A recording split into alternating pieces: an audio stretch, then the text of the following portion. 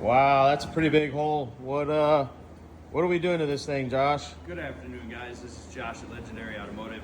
In front of you, we have a 2018 Chevy Silverado 1500 with a 5.3 liter that was in it. What happened was the vehicle came in for a misfire. We diagnosed it as being cylinder number 4 right here. Cylinder 4 is actually part of this displacement on demand system.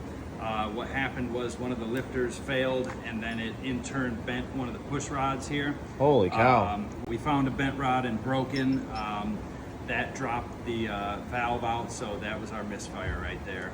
If you or anybody you know needs any work done on their Chevy Silverado or displacement on demand, come see us at Legendary Automotive. That's legendaryfl.com or phone number 239-277-1004.